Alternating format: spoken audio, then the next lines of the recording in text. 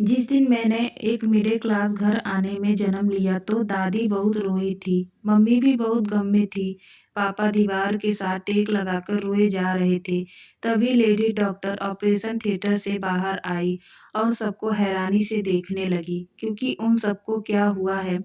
फिर वह दादी के पास आई और कहा, आप लोग क्यों रो रहे हैं? क्योंकि वह लोग बेटी की पैदाइश पर गम मना रहे थे, जबकि 4 भाइयों के बाद पैदा हुई।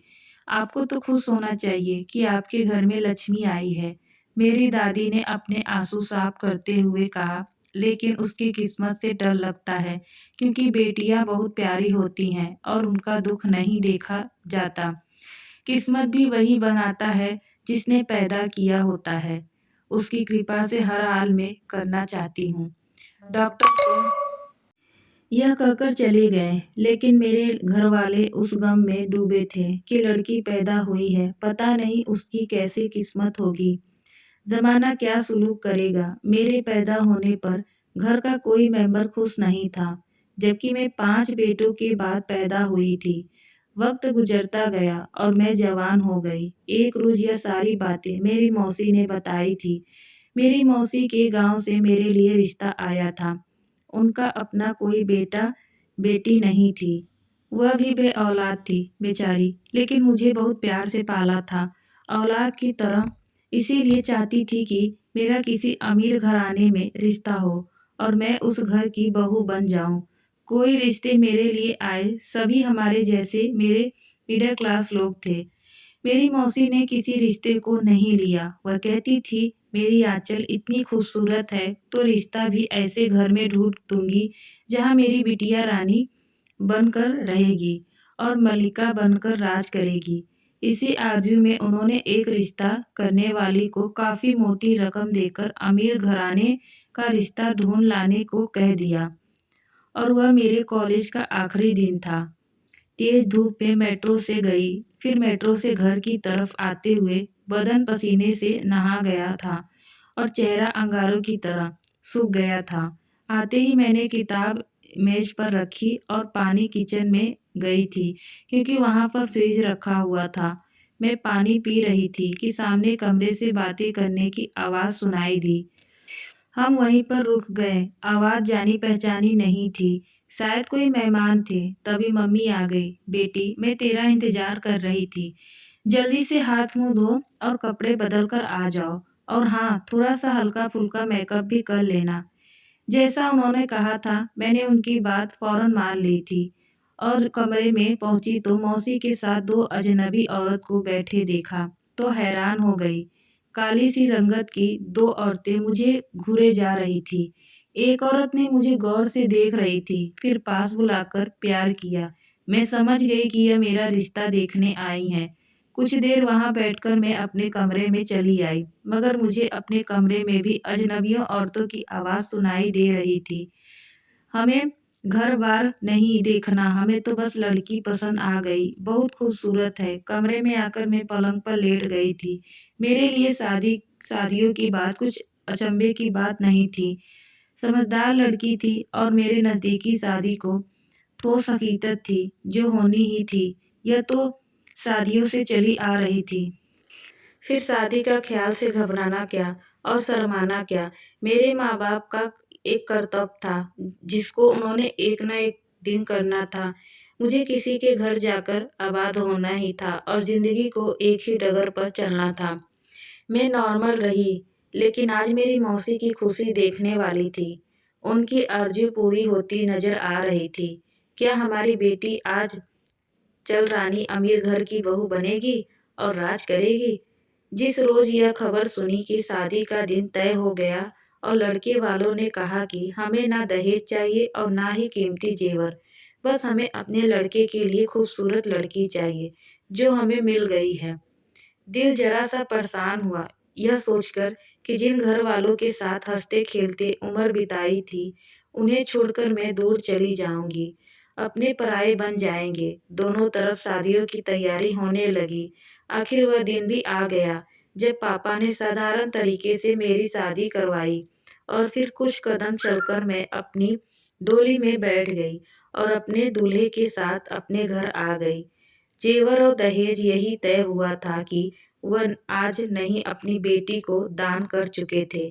पापा ने मेरे सर पर हाथ रखकर मुझे बधाइयाँ और प्रार्थनाएं कर डाली थी और मैं रोती हुई आंखों से देखा तो मेरा जी भर आया।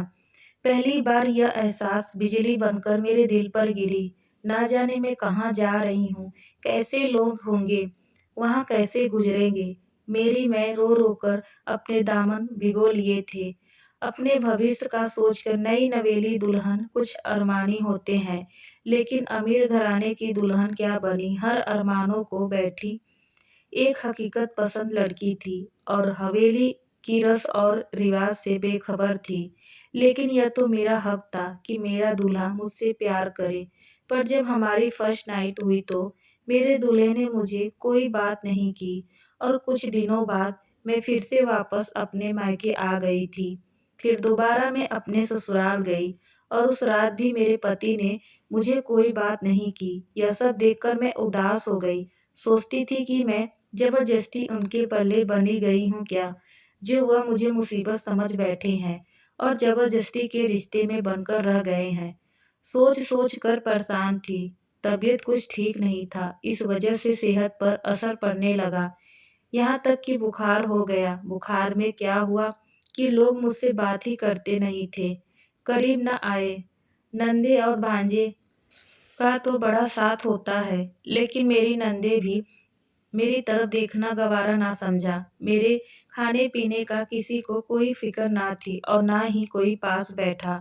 किसी ने अपनी कोई भी ना पूछा। बुखार में खुद उठकर पानी पीती थी। उनका ऐसा स्वरूप देखकर हैरान रही। मैं मन ही मन सोच रही थी कि यहाँ के लोग कितने पत्थर दिल के हैं। और आंचल, तू किन पत्थरों दिलों लोगों में आ गई है।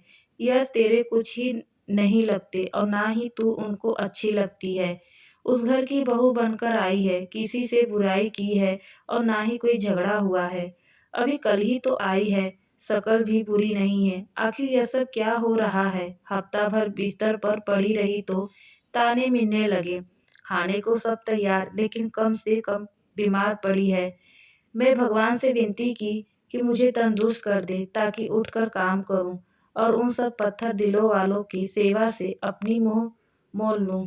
दवा तो दवा, किसी ने दुआ भी ना दी। खुद ही कुछ रोज बाद ठीक हो गई। नौकर चाकर थे, लेकिन मुझको काम करते देखकर ही उनको सुकून मिलता था। मैं किचन में गई तो उनको सुकून हुआ। एक रात मैंने अजय से उनके घर वालों की शिकायत की। किसी ने दवाई भी नहीं लाकर दी और बीमार में करीब भी ना आए।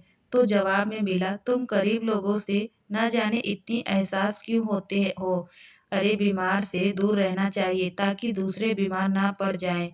तुम पढ़ी लिखी हो और बिल्कुल जाहिल जैसी बात करती हो। अगले दिन मुझे ताना दिया। हल्का हल्का बुखार ही तो था, कामकाज क्यों छोड़ दिया था। उनके मुंह से यह सब सुनकर दिल टूटकर बिल्कुल चकनाचूर हो गया था। शायद मुझे वह इसीलिए ऐसी बात कर रहे थे क्योंकि हम उनके जैसे अपर क्लास नहीं थे। हम मिडिल क्लास के गरीब लोग थे। अब बात मेरे कुछ समझ में आने लगी थी। जिंदगी में इस मोड़ पर एहसास हुआ कि अमीर घराने की बहू बनकर एक पुतला बनकर रह गई है। मेरा दिल बिल्कुल कट कर रह गया था। अब कुछ कहा या बोला फिजूल था। जो भी पड़ोसी मुझे देखने आते तो कहते दहेज में कुछ नहीं लाई, गरीब घर से आई है। ना मैं क्या जवाब देती। दिन अजीब गुजरने लगे। दिन भर किचन में नए नए पकवान बनाती, लेकिन कोई मुझसे खुश नहीं था।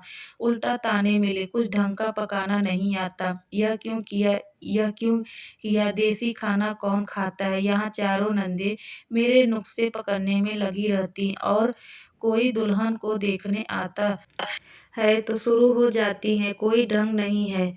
माँ तमीज नहीं सिखाई और ना लिहाज सिखाया है। मैं चुपचाप उनका मुंह ताकती रहती। जब खुद मेरा पति मेरा साथ खुश नहीं था तो किसी से क्या शिकायत करती। महीने में ही दम से आधी रह गई। मेरे लिए उससे बड़ा गम कोई नहीं था कि कामचोर और ना बदतमीज थी और ना ही कैरेक्टर की खराब थी और ना ही बदतमीज थी। फिर यह लोग क्यों मुझसे ऐसे खफा रहते हैं। मायके गई तो हर एक ने कतई तरह के सवाल किए। हमारी बेटी शहजादी हो गई तरह रहेगी, नौकर आगे पीछे घूमते होंगे, मगर मैं कोई जवाब भी ना दे सकती। मेरी जिंदगी का एक जलता आहुति थी, किसी से कुछ कह ना सकती थी। गम दूर करने को रात को तन्हाई में मैं अपनी डायरी लिखा करती थी, लेकिन यह भी नहीं जीना गया कि रात को ना जाने जाकर क्या करती रहती है। डायरी का सहारा भी गया। अजय भी आधी रात को घर लौटते थे। मुझे नींद नहीं आई। शादी से पहले तक की जिंदगी बड़े सुकून से गुजरती थी और घर वाले दावा करते थे कि हर तरह की समस्या से सब्र से गुजर सकती हूँ, मगर यहाँ आकर सब्र की इम्तिहान तो खत्म हो गई।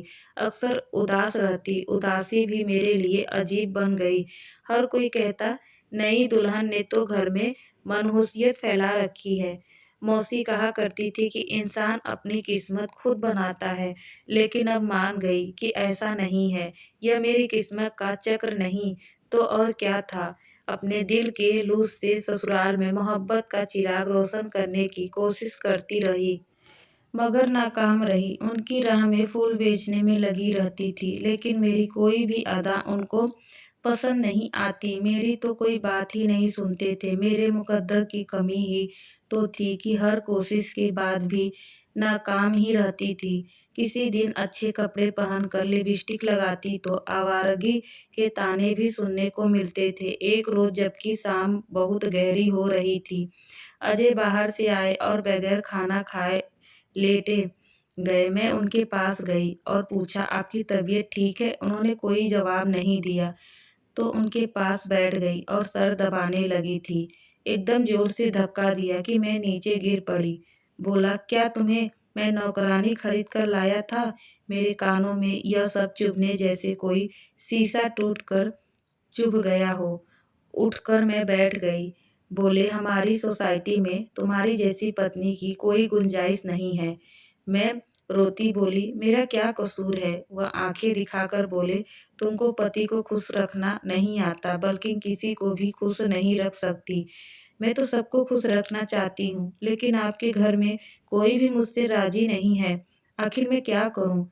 कुछ मत करो, बस तुम हमारी जान छोड़ दो और मायके चली जाओ। कुछ समझ में नहीं आया। मैं सोने लगी। यह आदमी या तो पत्थर दिल है या इसके अंदर एहसास नाम की कोई चीज ही नहीं है। मुझे पहचान ही नहीं सका। जो सहती रही, उनका सितम बढ़ता गया और मेरी जिंदगी हराम हो गई। मैं जिंदा ही मुर्दा की तरह रहने लगी। एक दिन मेरी सास अपनी आदत के मुताबिक मुझ पर बड़बड़ा रही थी। मेरी मम्मी आ गई। सास ने उन्हें अपने पास बैठाया और मेरे नुक्से गिनवाने लगी। कहने लगी, उस घड़ी को कोस रही हूँ जब आंचल का रिश्ता लिया था। साथ ही मम्मी को भी बुरा भला कह रही थी। तुमने अपनी बेटी को कुछ नहीं सिखाया। यह ना तो पति को खुश रख सकती है और ना ही हम घर वालों को। मेरी माँ सास की बात सुनकर बिल्कुल चुप हो गई थी। मैं उनको अपने कमरे में ले आई। वह मुझे अपने साथ ले चलने को कहने लगी। उस पर बात बढ़ गई। उन्होंने मम्मी को बुरा भला कहा और मम्मी मुझे मजबूर करने लगी कि साथ चलो और अब ज्यादा मेरी यहाँ बेइज्जती ना करवाओ। मेरी सास ने कहा, चलो चलो दोनों इस घर से निकलो। तब मैं बर्दाश्त ना कर सकी और अपनी माँ का हाथ पकड़कर चली गई। और यह बात भाइयों को भी पता चला और वह गुस्से में आ गए और उन लोगों पर तिलमिलाने लगे। मम्मी की इतनी तोहनीन कोई बर्दाश्त नहीं करता, लेकिन मैं किसी तरह के झगड़े को रोक रखा। उम्मीद थी कि अजय मुझे किसी रोज लेने आएंगे, लेकिन ऐसा नहीं हुआ। बल्कि उन्होंने खत भेजा कि तुम मेरे घर से रुपया और जेवर चोरी करके गई हो। खत पढ़कर मेरी माँ आग बबूला हो गई। भाई तो उन लोगों को सबक सिखाने पर उतर आए थे, लेकिन मैंने हाथ जोड़कर उनको रोक दिया। अब हम दोनों घरों में मुकदमे बड़ी हो गई। अपने माँ बाप की परेशानी देखकर मर मर जाती। उफ, तो मुझे भगवान ने इस दुनिया में क्यों भेजा? मेरे माँ बाप की जिंदगी को रोग लगा दिया। काश पैदा ना हुई होती। मेरी जगह पांचवा भाई पैदा हो जाता। मुकदमा काफी दिन तक चलता रहा। नतीजा यह हुआ कि घर में गरीबी और उदासी छा गई। शरीफ लोगों ने इस मुकदमा में माँ बाप की मदद की और इल्जाम गलत साबित हो गया। उल्टा अजय पर हर्जाना हुआ। अदालत के हमसे मुकदमे का खर्चा भी उसी को देना पड़ा। मेरे पिताजी ने मेरे टॉर्चर का दावा किया। मेरा अब ससुराल जाना नामुमकिन था। अजय ने इंतकाम लेने का सोचा हुआ था। माँ की हालत और कमज़ोर हो गई तो मैं नौकरी करने की ठान ली। उस दौर में नौकरी करना बड़ी टेढ़ी लगी रही थी। कई जगह मैंने दरख्वास्त भी इंटरव्यू देने जाती तो लगता था कुछ की निगाहें तो मेरे चेहरे का सराय कर रही है। घबरा कर चली आई। घर से बाहर निकली कब थी। बाहर की दुनिया को फेस करने की आदत नहीं थी। कदम फूंक फूंक कर रख रही थी। आखिरकार एक अच्छी नौकरी मिल गई। घर में गरीबी ना जोड़े डाल रखे थे। आखिरकार उसके निशान मिटाने गए और हम आराम और सुकून की जिंदगी बसर करने लगे। सोचती थी कि भगवान ने अजय जैसे आदमी को मेरे साथ नहीं रखा तो अच्छा ही हुआ। उस रोज मैं अपने दफ्तर में काम में बिजी थी। वहां आ गया। वह शर्मिंदा खड़ा था। आंचल, तुम यह नौकरी छोड़ दो। लोग मेरा मजाक बनाते हैं। मेरी बेइज्जती मत करवाओ प्लीज। मैंने उसे सर उठाकर देखा और कहा, उस रोज दुनिया का ख्याल नहीं आया। अब मुझे अदालत पे खींचना था। भरी अदालत के सामने मुझे बेनकाब किया था। मुझ पर चोरी का इल्जाम लगाया था। मुझे जमाने में तमाशा बनाकर रख दिया था। उस रोज तुम्हें शर्म नहीं आई जब मेरे माँ बाप और भाइयों बहनों से गवाही में ली। यहाँ कोई भीख नहीं मांग रही हूँ। मैं तो एक इज्जत की नौकरी कर रही हूँ। सरे बाजार तमाशा तो नहीं कर रही हूँ। आज तुम किस ताल्लुक से और किस हक से मुझे लेने आ गए हो। मैं खुद तो तुम्हारे घर से नहीं आई थी। मुझे और मेरी माँ को निकाला गया था और तुम मुझे लेने भी नहीं आए थे, बल्कि अदालत में मेरी बेइज्जती कराई। मुझे माफ कर दो। आंचल, हालात अभी इतने काबू से बाहर नहीं हुए। अपने माँ बाप से कहो कि मुकदमा वापस ले ले। और मुझे मेरे घर वालों ने भड़का दिया था। अपने ही घर को अपने हाथों से उजाड़ दिया था। अजय ने गिड़गिड़ा कर कहा, मैं यही चाहती थी कि वह अपने मुकाम को पहचान ले। उसे अपने सामने गिड़गिड़ाकर देखकर मेरा दिल ठंडा हो गया। सुकून का सांस आया। मेरे इंतकाम का बस इतनी सी ही तलब थी। सब लोग अब तुमको याद करते हैं। तुम एक मौका दे दो। मैं तबाह होकर रह गया हूँ। क्या तुम हमें माफ नहीं कर सकती? नहीं अजय, अब मैं अदालत ही फैसला करेगी। मैं सख्ती से जवाब दिया। आखिरकार चला गया। मैं अब दोबारा उस घर में नहीं जाना चाहती जहाँ इंसान की कोई कदर ना हो। उन्हें तो बस बहू की सूरत में एक नौकरानी चाहिए थी। कुछ दिन बाद अदालत ने मेरे हक में फैसला दे दिया तो यह सिलसिला भी खत्म हो गया। आज मैं एक कामयाब लड़की और बड़े आराम की जिंदगी गुजार रही हूँ। आज पता चला कि दादी क्यों मेरी पैदाइश पर रोती थी।